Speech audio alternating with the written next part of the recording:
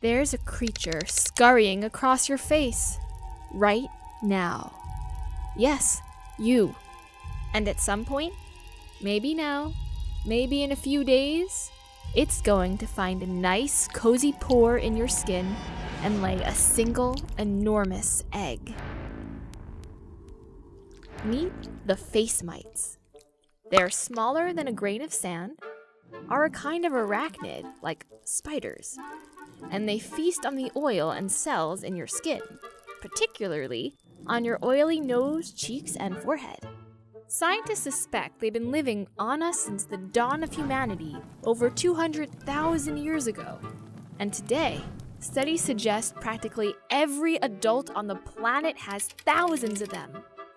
Odds are, you've been living with them your whole life. Babies quickly get them from their parents a few days after birth. And once those face mites are on you, the only thing they enjoy as much as slurping oil and nutrients from your pores is having sex. All over your face. Afterwards, females burrow deep into your pores where they lay their eggs. The eggs end up in one of two places depending on the species of face mite. The first species, called Demodex folliculorum, lays its eggs in your hair follicle, while the second prefers nesting in your sebaceous glands.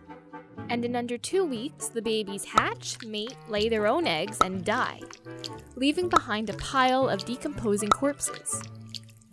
Now, you can wash some of this off, but you'll never eradicate them completely, because even if you treat them with antibiotics, they'll return in about 6 weeks tops.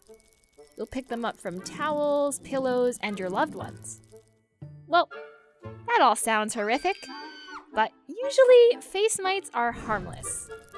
They only become a problem when they multiply out of control. This can happen in people with an impaired immune system. It's also been seen in people with a painful skin condition called rosacea. Normally, you'll have around 1 or 2 mites per square centimeter of skin. But one study found that people with rosacea had 10 times the normal amount. Believe it or not, in some cases, face mites can be useful. Researchers can actually study your face mites to learn about your ancestors. You see, most mites often stay within a community. So over time, they've evolved into distinct lineages in different geographic regions. And by comparing their DNA, scientists can trace how different groups of humans migrated across the world.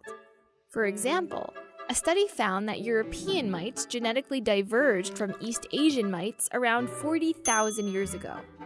That's the same time European and East Asian humans parted ways. Pretty handy.